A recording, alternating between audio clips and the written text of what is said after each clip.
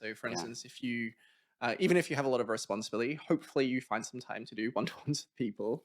And each one of those conversations gives you a chance to practice, things like coaching or to, practice active listening or to ask good questions about growth. And so I think a lot of this comes back down to looking for opportunities for deliberate practice.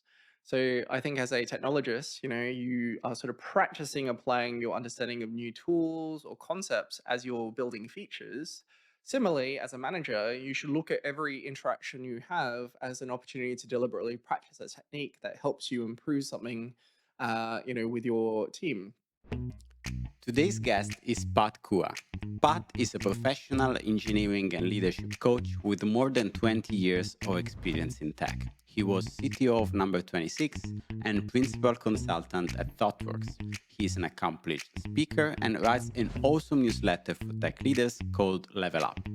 With Pat, we talked about his journey in tech, from Australia to London to Berlin. We talked about the future of engineering management and technical leadership and the ever controversial founder mode. So let's dive right into it after a short word from our sponsor. Chances are you know of engineering metrics programs that didn't get adopted or failed to deliver the promised productivity gains. But why? Because those metrics live in dashboards, and dashboards die on the vine. They were built for a purpose, then people just forget about them. Sleuth Pulse solves this by bringing metrics and people together and powering engineering reviews across your organization. Sprint reviews, monthly check ins, and resource planning are all examples of common reviews in engineering teams that help you achieve alignment and successful execution. They are truly the best way to make metrics part of the workflow. So Sleuth uplevels them by bringing in quantitative and qualitative data, letting people add context, and using AI to summarize data and pick out outliers. Check out sleuth.io for more information. Hey Pat, welcome and thank you so much for being here with us today. Hi, Luca. Nice to be here, and thanks for having me on the podcast.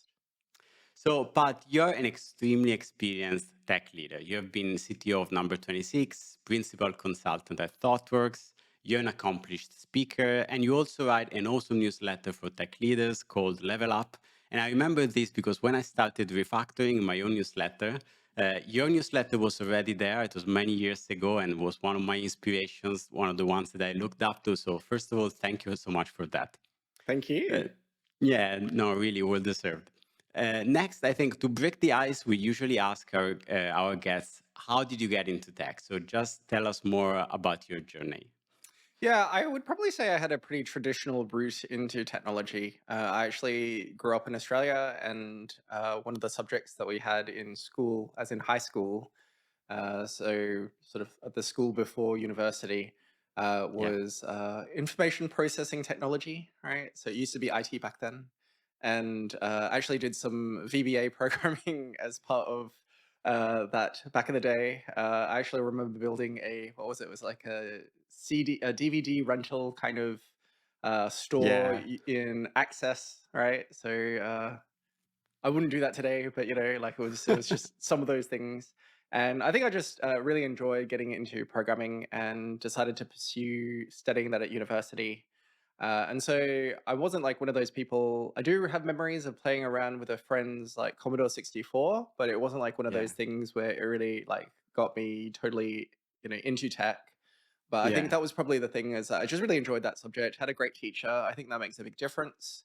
And then really enjoyed doing that at university. And I think it was interesting because I actually studied both business and technology. And during uni, I was like debating about majors. Yeah. But actually, I just really enjoyed technology a lot more. And so decided to, plunge into the professional world of building software. Yeah, that's great. And now you're based in Europe, right? You're based in Berlin. So how did you get here? What was the journey from back to from Australia?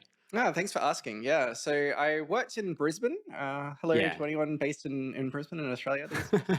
It's a pretty small. I mean, even now it's probably quite small. I like to joke in Australia, it's like everyone has 2 degrees of separation. Like you've worked with somebody who's worked with somebody else.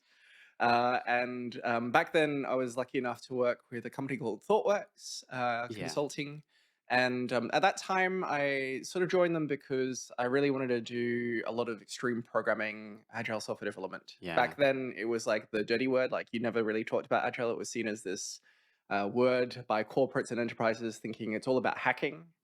Yeah. And I ended up joining ThoughtWorks, where they were known for doing some of that. And Yeah. one of the programs they had was an internal sort of transfer program where they really encourage people in different offices around the world to spend a year in a different country. And so I was Oh, lucky okay. enough to sort of get onto one of those programs where I moved to London in the Yeah. UK. I think this was about 2005, 2006. And I would actually say it's probably for me kind of probably the golden age of maybe sort of the Yeah. shift of IT to technology at that time. And I think the UK has a long history of technology, comp sci, and started to see a lot of change and transformation across that sort of time period. And Yeah. then that's how I ended up in sort of the sort of Europe area. And then I moved to Berlin when I had the CTO offer for N26. Back Yeah. then, I mean, it's not that long ago, but everyone was pretty much always in office, unlike today, Yeah. where everyone's probably more hybrid or remote. And so Yeah. there was a requirement to move, and which is why I ended up in Berlin, where I am today. Yeah, I loved it. Love the story. And actually, I've been also a customer of number 26. So I can only speak great things about the product. So it was really, for us Italians, like a revolutionary product around banking. We are used to, Nice. this old legacy, dusty banks and applications. So great job there. Thank And I, you. I wanted to ask, we tend to think that careers are these like linear things that grow incrementally. But when you speak with people who have had like a long and accomplished career like yours, they can usually point to a few like inflection points in their career that changed their trajectory. Like for someone is like moving from IC to a manager, from somebody else might be moving to another country to a different company. Did you experience something like that that you can say this literally changed my career? Probably quite a lot of different points along the way. I think one of the things I really valued about consulting was you get to see a lot of different organizations Yeah, and a lot of different teams and cultures. And I think for each of the different sort of consulting engagements, working with different clients, personally, I always used to sort of reflect on, what are some lessons learned. mm, There's no organization or team that is ever really perfect, right? So, yes, and I think it's always easy to sort of focus on the complaining side, but I think for me, like one of the things I really liked about consulting was it was a sort of really rapid way of growing quite rapidly. You get yeah, thrown into client sites and you have to decide how to survive. yeah, Even though you have a broad mandate of what you need to do, you have quite a lot of autonomy in shaping how you sort of work from that sort of side. yeah, And I think there's a flip side of that, which is it can feel very unsettling, right? Is that mm, I think a lot of leaders will probably recognize that, which is like, I'm not sure if I'm doing the right thing or what I should be doing. yeah, But I think with consulting, it's like you have a time limit, a sort of at least a clear project goal or an outcome you're trying to reach, and then it's a yeah, question about how you get there most effectively. And so those constraints, I think, are actually really good ways of giving you a sense of ownership, autonomy, and I think that really translates for me into helped me prepare for leadership roles yeah, because I think that's the other interesting thing with consulting versus, say, management is you don't really have authority. I like yes, to describe you're always working through somebody else's authority, and so you have to work out how to influence. You have to work out how you steer the ship without always necessarily being the person who says, "Okay, this is how we're going to do it." And yes, so I think a lot of those situations really helped me prepare yeah, I mean, I can also think of a couple of client engagements where, there's a lot of stress, particularly when it comes to timelines, deadlines, and bad news. And, yeah, typically as a consultant, you have to be one of the people who has to deliver those bad news. And so you yeah, just end up in many situations where it's very uncomfortable. And so I think that yeah, also helps me prepare as a manager of like having to navigate difficult conversations. I don't think it's ever easy, but it does get yeah. easier. Yeah, Love these points, and I love that we are bringing them up because sometimes, consulting has this mixed reputation among founders, among some tech people who are more entrepreneurial. But I think these are great points, and if I can think of my experience back, I've been a founder of a startup for almost 10 years, and that had been my very first job out of university. And so when you said that all having all these engagements made you realize that all companies are kind of flawed each in their own way. I think it's something powerful because for a long time, instead, having only the experience of my own startup, I had this kind of imposter syndrome where you look at the things that you don't do well or you're not happy about, and you think it's me that it's just me that I'm doing wrong these things. Like all other companies for sure will have all of this figured out. And it took a while after having other experiences looking at other companies to make peace with many things and figure out that all companies have upsides and downsides, things that do well and things that do less well, let's say. Absolutely spot on. And I see this all the time. I think when people, talk about Amazon or Google or how these companies work, it's like they also aren't perfect. I talk to a lot of leaders at different levels, and yeah, everyone can complain about something. Yeah, and I love also the learning about influencing other people instead of just applying authority. Because I don't know you, but in my experience, even when you have that formal authority, actually you need that kind of influence. I mean, very little gets done just because you have the iron fist to make things done. But regardless of you having the authority or not for doing something, you need that kind of influence to get things done in the long Absolutely. run. Totally agree. Yeah. So you are one of my favorite authors about all things engineering management. I've quoted and referenced many of your posts, like the archetypes of engineering managers and many other things. So this is a moment of change in the industry, we can say, because of so many things happening, like the end of the ZIRP era, the aftermath of the pandemic, the AI, of course. So from your privileged point of view, working with many companies, do you see engineering management evolving as a role during these years or maybe over the next few years, maybe with AI or everything that's happening? Yeah, I mean, I think you pointed out a couple of the things that are changing and influencing the engineering Mm, management role. So if I think about, with the pre-zero interest rate period yeah. times, companies had a lot of cash. They often grew teams quite rapidly. And often you had sort of technical leaders who weren't great people managers. And so it made sense to hire a engineering manager who could complement that technical leader, and that Mm, sort of leads to that team lead engineering archetype that is in the five archetypes that I talk about. I think yes. today, teams are trying to be leaner, right? And I think a lot of organizations wish that their engineering managers can also be an individual contributor. And I think that Mm, then leads naturally a sort of pivot back to the tech lead engineering manager archetype, where mm, they're trying to do people management as best as they can, while still being hands-on, while still taking care of technical decisions and sort of direction. And they often end up just with too much work. And I think one of the trade-offs of that, and I don't think it's a bad thing, I think it's just a trade-off, is typically the people management side will suffer, or some of the other yeah. ancillary things that you would consider good management would suffer. So, for Yeah. instance, I think when a engineering manager has more time capacity, they should be doing things like looking at the overall workflow for a team and trying to optimize the team's sort of overall environment and system so that individuals can be a lot more productive.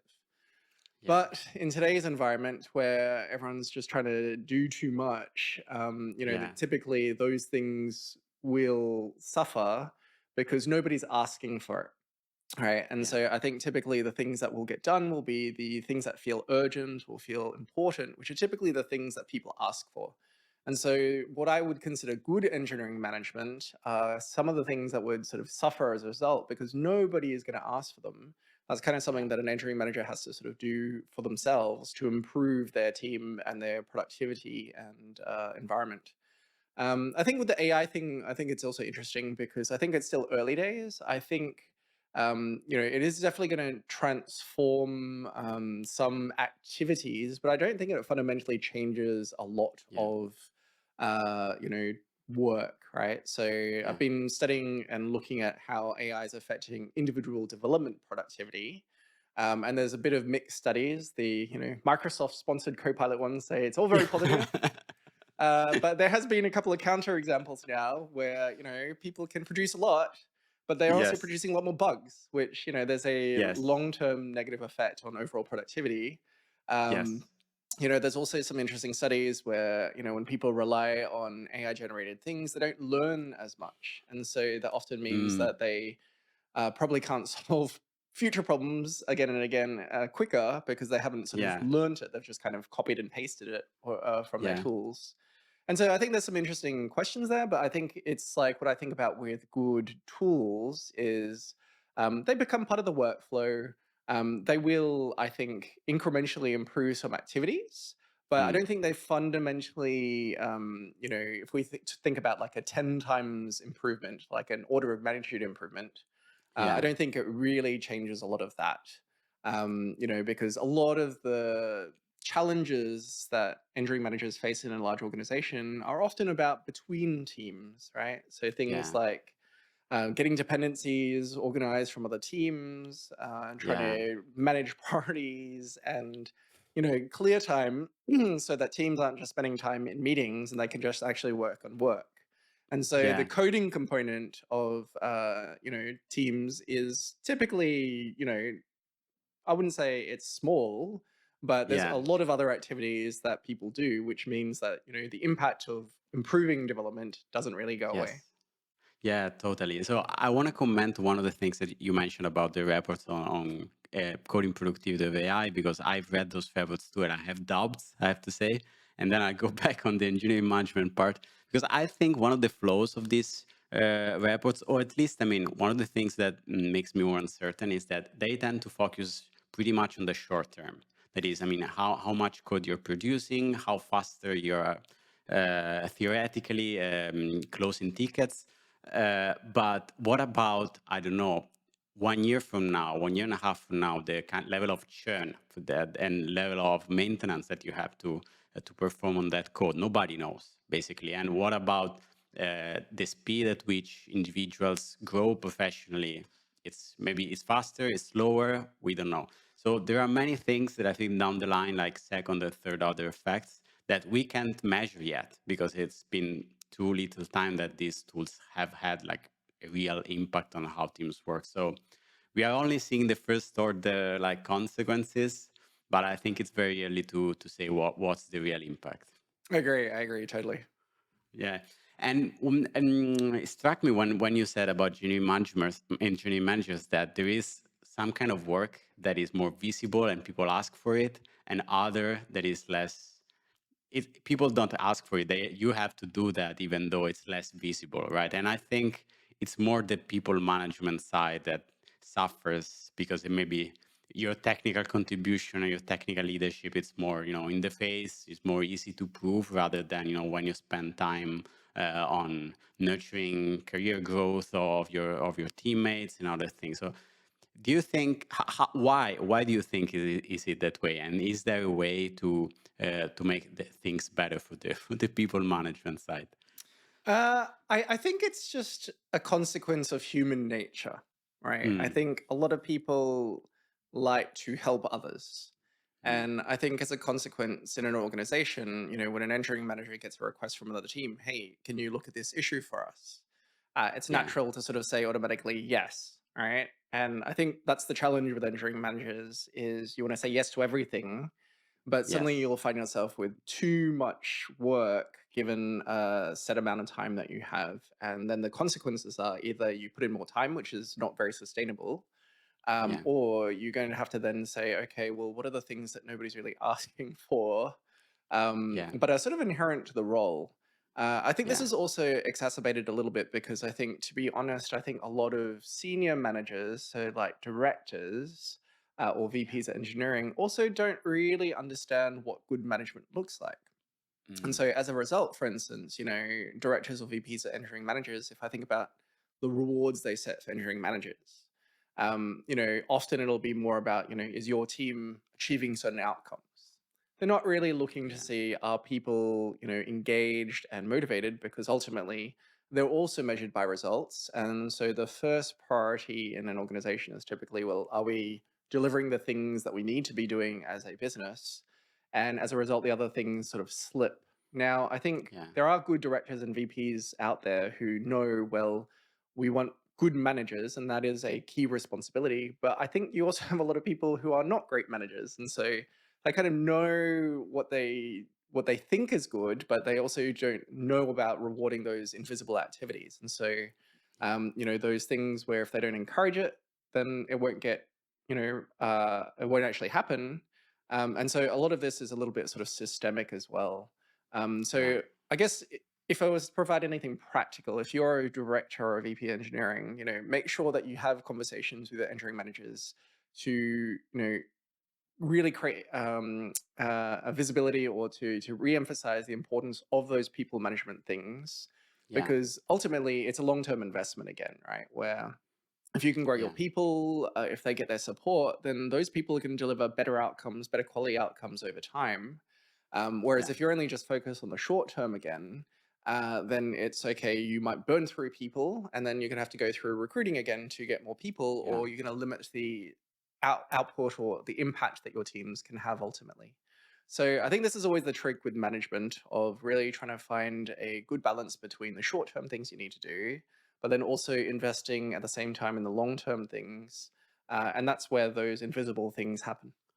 Yeah. Do you think that to make these things more visible or more important, we should put an effort to measure them and to treat them like, like the business outcomes that you have mentioned that maybe, are more clear, more visible. It's revenues, it's money, while when it comes to well-being or retention, it's trickier, or is it just that leadership should have the right conversations with director, with upper management, and just put more attention. But those are things that inherently cannot really be measured.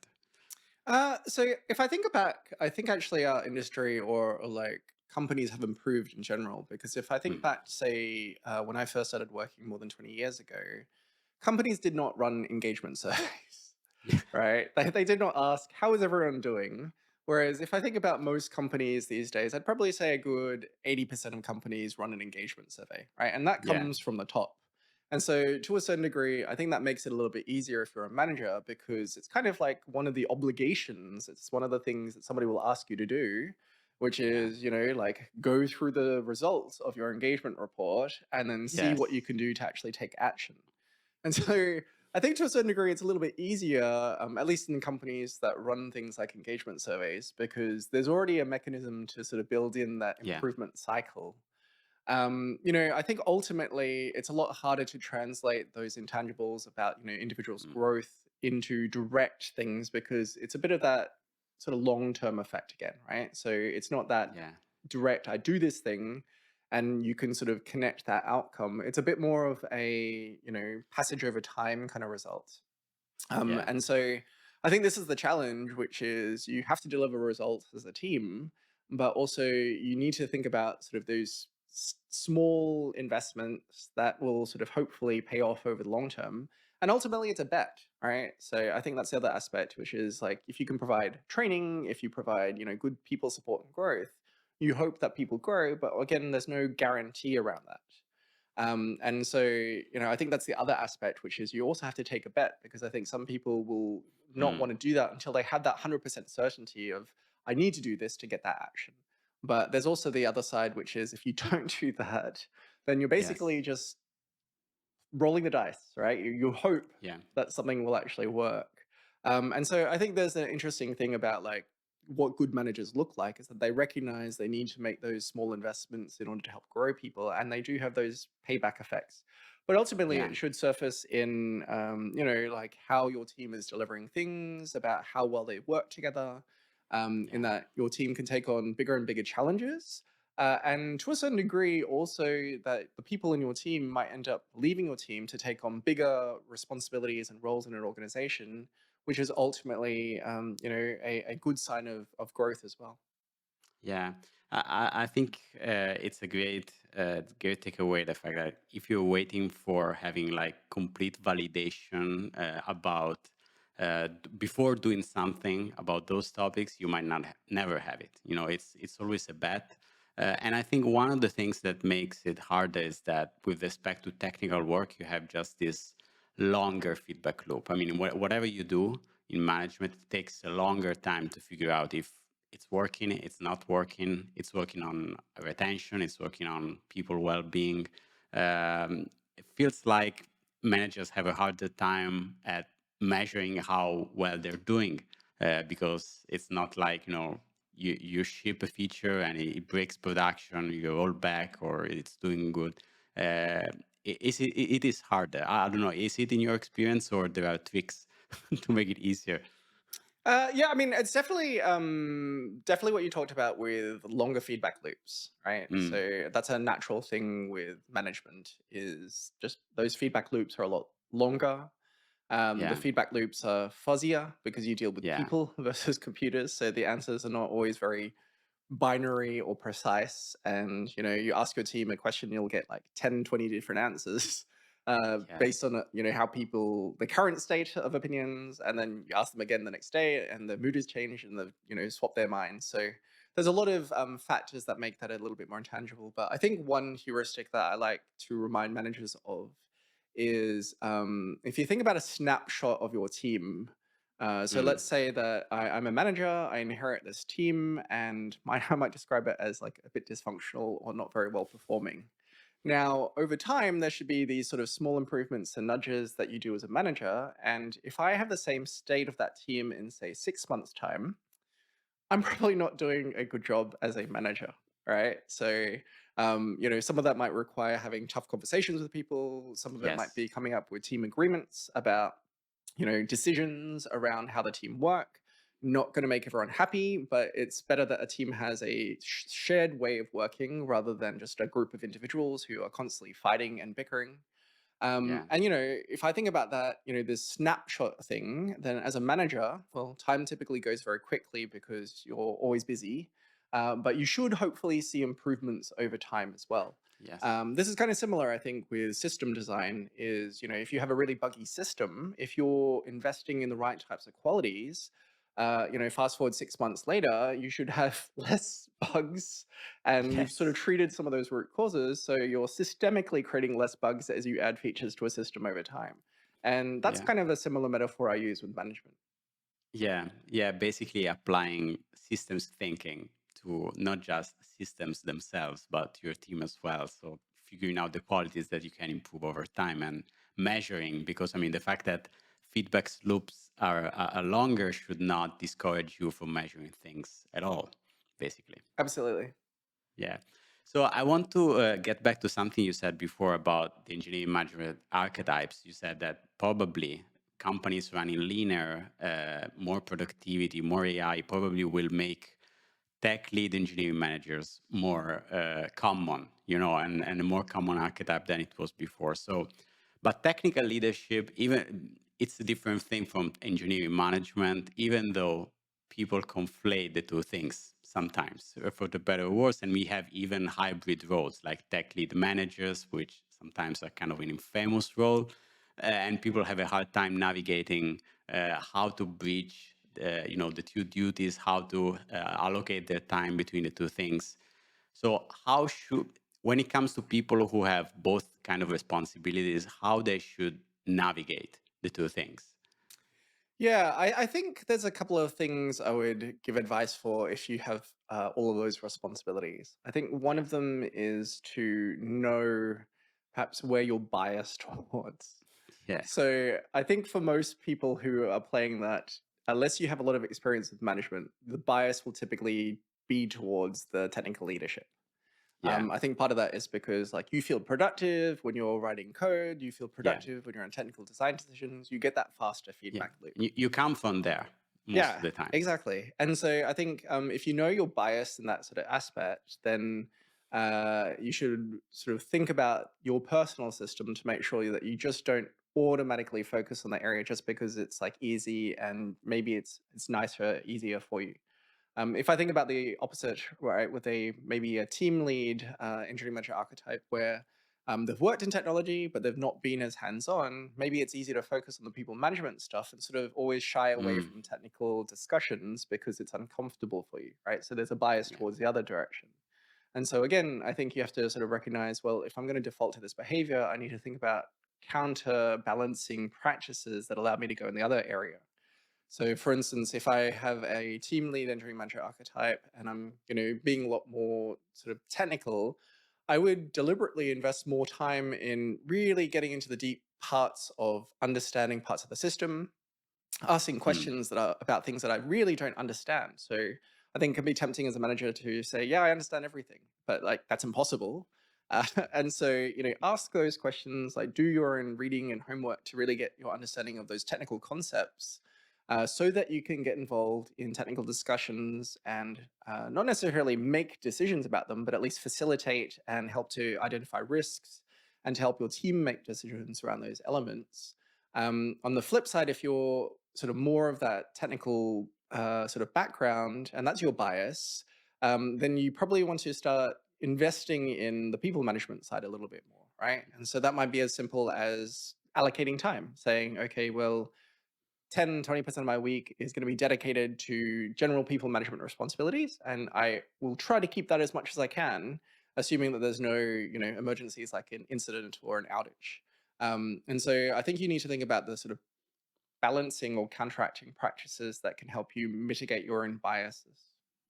Yeah, yeah, love this advice. And to get deeper about how you can get better about one or the other part. So you said when it comes to getting better on the technical side, I can easily see how maybe you try to be a little bit more involved in the in system design, in technical decisions, in meetings, or you study a few things if you have not a strong technical background. But when it comes to people management, is this something you just practice like on the job by having just more conversations with people?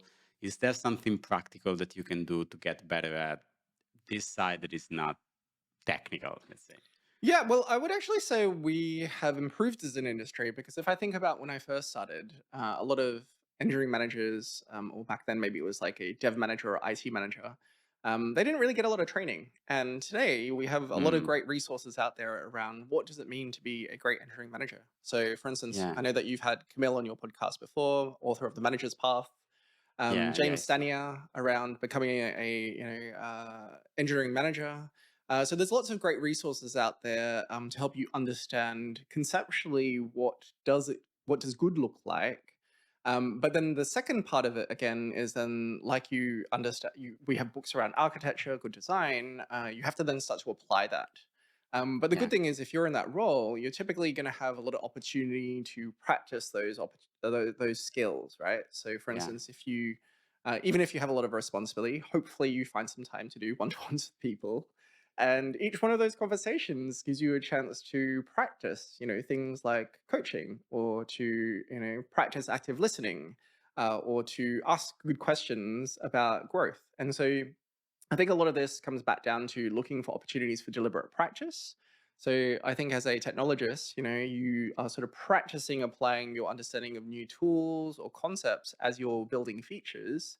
Similarly, as a manager, you should look at every interaction you have as an opportunity to deliberately practice a technique that helps you improve something, with your team. So another good example is, as a manager, you're probably in a lot of meetings. Sorry, yeah, it's the fact. That's a great opportunity to practice things like facilitation skills. Or yeah, if you're trying to build relationships, you can use the time either before or after meetings to sort of really invest in building relationships with people and manage stakeholders. So I think there's a lot of opportunities, but I think it's a little bit like learning something. You have to really focus on it. And I think in the busyness of lots of things to do, sometimes you're not as deliberate. But I think yeah. there's a lot of good opportunities that you can apply to improve those people management aspects. Yeah, I agree. I totally agree. And it also matches my own experience because I started as a CTO of my own startup. So when I was very first person in the company, and I used to write all the code and people management skills when we scaled and hired people did not come easy to me. But I think that and at least I resented even the fact that I was in so many meetings. I had to spend time away from coding and from doing the things that I liked originally. But I agree that the flip side is that all this time that you spend working with other people is such a great opportunity to improve on your facilitating, your communication, your influencing skills that are like timeless skills in a way. I mean, the knowledge you have about this or that framework, of course, it's less evergreen that the skills that you have in working with people in collaboration. And I think that even with better and better tooling and with AI, the ability to work well with people will always be something that differentiates professionals in tech versus hard skills, some of which may or may not be commoditized in some areas. So I think that's great advice. Yeah, I agree, and I think a lot of what you talked about is absolutely true with the what you might describe as soft skills. I like to actually describe this as foundation skills because Yes. these are things that everyone, even if you're an individual contributor in a team, you can also use. And it's interesting because when I've coached and trained people as managers, often they're like, "Ah, like I can use this in my own personal life as well." So like I've Yes. been working with one of my coaches, CTO, or sorry, VP engineering, and we've been talking about how they've been managing their work, their priority, their calendar, and they're like, "Why aren't I using this in my own life as well?" Like, and they set Yes. up their own personal Kanban board. Like they have a whiteboard on their background there. They talked about how they've like been using that in their own personal life, and they're like, "Wow, this is like so useful. Like, why wasn't I using this before?" Yeah, totally agree. I mean, it's exactly like that for me now that I'm like a full-time content creator. So there is no separation between what I do on refactoring and my own life. So I have this big Notion workspace where I run everything. So it's chaos. But the flip side is that you get to use the same, processes and things that you have learned. So it's a little bit chaotic, but I agree. And I love calling them foundational skills, as opposed to soft skills, which I don't think it's a great name and makes them a little bit underrated. But if we started calling them foundational skills, it would be a lot better. Yeah, and I hope that people get taught foundation skills. I think that's the other frustrating thing is you have a lot of people that join the industry and they've been focused on those hard or technical skills, Yes. but these are things that like everyone can benefit from. So yeah. Yeah, yeah, I agree. So I want to segue into a different thing because I can't help but ask you about the recent controversy about founder mode. So first of all, what do you think about the Paul Graham essay, the whole Branchesky story, the whole controversy? Why do you think it resonated so much? And what are your thoughts? I think there's a couple of reasons. So maybe to answer the first one about why it resonated so much is that I think a lot of people respect Paul Graham and Mm, has big influence. And so when he writes something, I think there's oh, it's like somebody who's well known, the sort of star effect. And so I think that's one yes. aspect.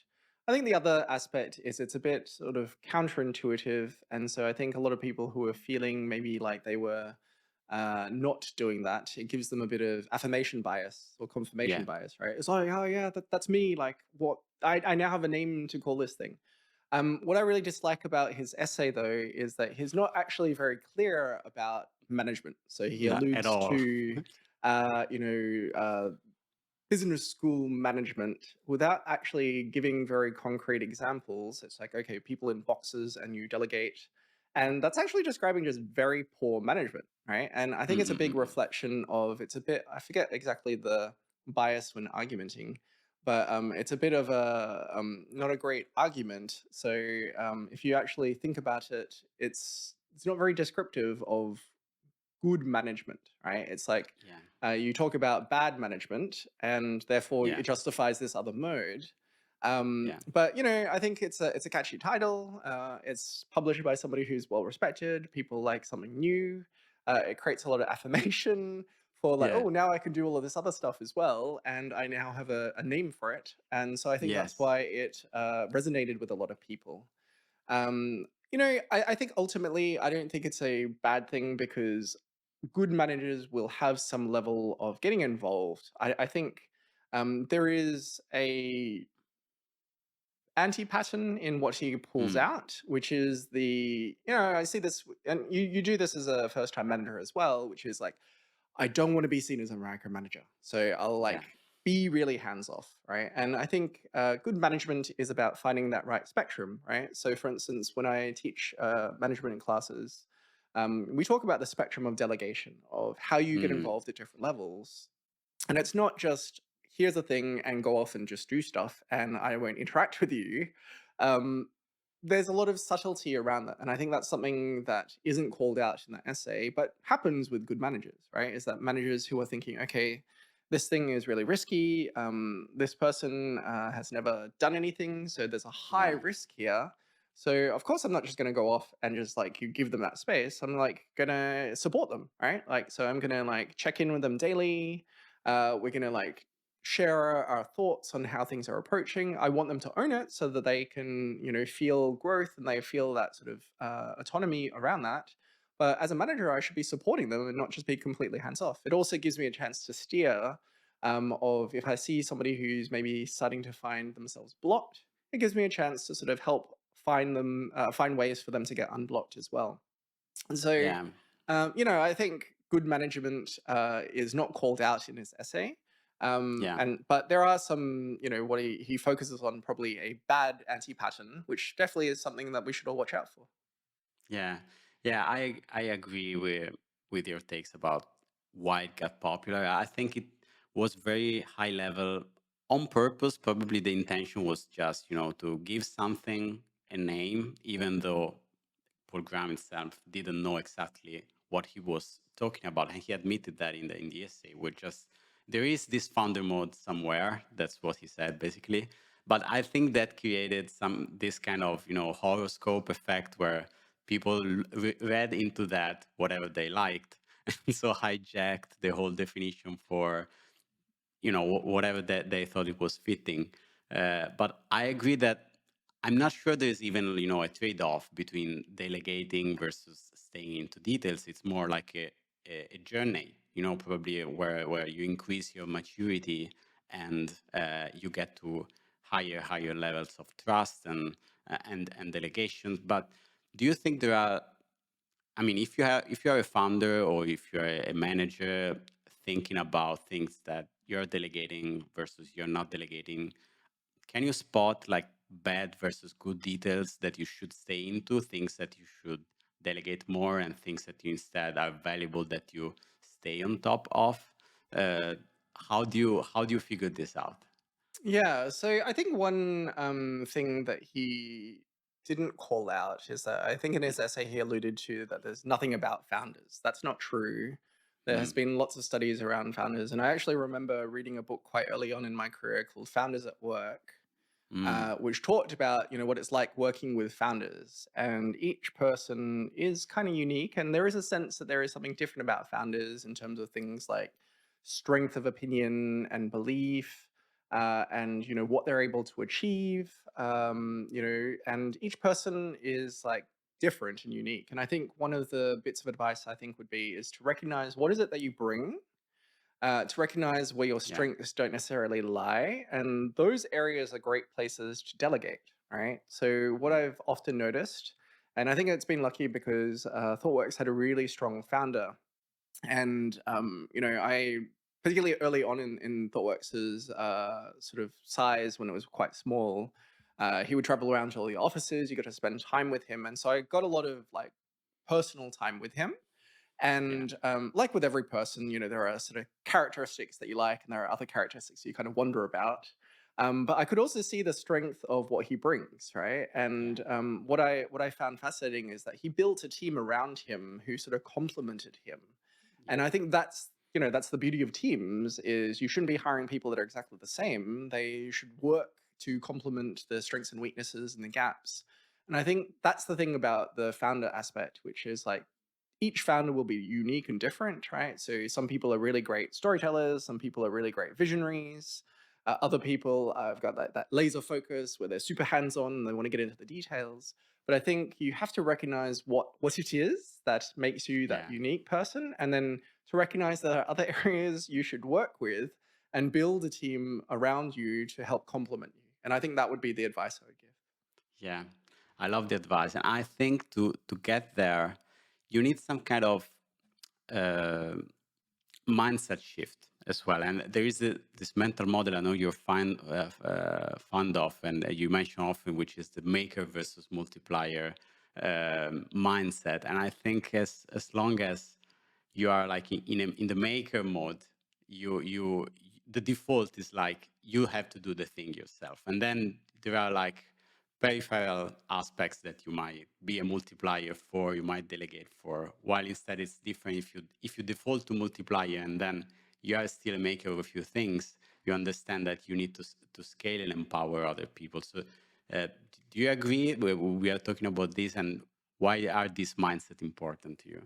Yeah, I mean, I think it's a way of expressing the same idea. Yeah, I would say that not every founder is a maker, right? So if I think about some yeah, people who I've worked with, if I think about founders of companies I've worked with while I was consulting, is some of those people were actually terrible makers. Like they're not executors, they're not doers, but they're very good at like energizing and getting other yeah, people to make, right? And so to a mm, certain degree, I can think of sort of counter examples where the founder themselves aren't the maker, but yeah, the energizer that or the sort of mm. fuel the gets things going, but they're not the person who's like going to complete stuff because they It's are onto the interesting. next thing, right? So, Yeah, I think it depends again on the founder themselves, because I can think of other founders who are very, hands on, where they really love getting into the deep dive and into the detail and they want to be driving the product forward. But I can also think of counter examples of founders who are not that, right? So I can think of lots of example founders who are good with the sales, right? So they're very good yeah, at the public image about the closing deals. But yeah, they then need to think about complementing that with like actually making some of their promises come to reality, and not just selling, promises, because that will break trust over time. And so, yes. once again, that founder picture is like so different because each one is so unique. And so I think some of the founders who I'm thinking of, they fit into the maker, and then other people sort of naturally fall into the multiplier aspect. Yeah, I think it's a great insight, and I think it comes easier to me to think about founders as makers because of my own bias, because of the bias that sometimes comes out of Silicon Valley culture, where founders are like engineers, they make stuff. But I totally agree. There are so many examples. Another thing that struck me about this whole controversy and also the follow-up stories of people describing their own, founder mode stories is that many of them seem to come from big tech or semi-big tech companies, and people thinking that there are like too many levels of separation, the management model like kind of bloated in some cases. Do you think that, and we are probably tying back to what we said at the beginning about companies running linear, do you think that the previous generation of management model and structure that we kind of inherited from big tech is excessive for maybe the next generation of companies, might be a little bit more productive because of better tooling and advancements? Or do you think we will see, I mean, what we have learned about how we run teams and structures and levels will pretty much stay the same? So I see, I mean, I think there are some practices that are generational. Mm, And I think some of that will shift. So if I think of, for example, when I first started working, you had business and IT, and they were very separate. yeah, Today, everything is, well, a lot of things are considered like tech, and the product is the tech, for a yeah, lot of different examples. And therefore, I think that requires a different way of managing work. Similarly, when we used to work in projects, we have project managers and certain practices. Today, when you're doing continuous delivery and a product that continues to evolve, you need different practices. And so I think, again, there are some practices that are generational, and I think we should be careful about sort of just sort of saying, okay, all of that is useless. I like mm, to think of management, or leadership as a set of different tools and options, and some of those are maybe no longer relevant and appropriate, right? So, for instance, how I might manage a project, say 20 years ago, maybe goes away. But actually, sometimes you do have a project in technology, right? Like sometimes you have a very clear date and you have a very clear outcome and you need to manage that. And I think actually a lot of VPs and CTOs I talk to, they're actually saying, oh, we've lost a lot of project management or delivery management skills because, we're so focused on the people management side. So we shouldn't throw away all of those skills, but we should be thinking about when we should bring them in. But what I will say is, I think in the age of smaller companies, a lot of the things that things like Google, Meta, and Amazon do, nobody is that size. And so they're using the wrong tools. If you're a 100-person company, you shouldn't be looking at the, I think, 10 levels of engineers that like Google has, like L10 or whatever like that, Yeah, right? You're not going to have that many engineers, right? You're maybe going to have like 60, 70 max, and yeah, you don't need that size. And so I think the hard part is like, I mean, this is one of the benefits I have of having such a long sort of history, is I can sort of see these different perspectives and sort of think about, okay, does that make sense in this context? But if you're, in this industry, you should be questioning, is yeah, that company like our company? And like, they're probably doing things differently because of different contexts, but there might be some practices or some things in there that I can experiment with. And I think that's yeah, the thing about not just going, well, we're doing this because Google does it, or we're doing this because like Amazon does this. It's sort of going, okay, well, what's the problem I'm trying to solve? And what is different ways of doing that? Exploring, different companies.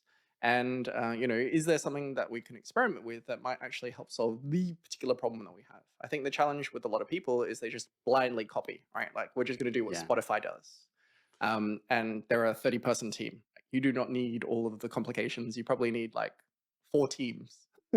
Yeah, yeah. I think the problem is that people either blindly copy or blindly reject. They Yeah. say this is all crap, Yep. and of course it's never like that. And you have great management books that are very old, by the standards of our Yeah. industry, decades.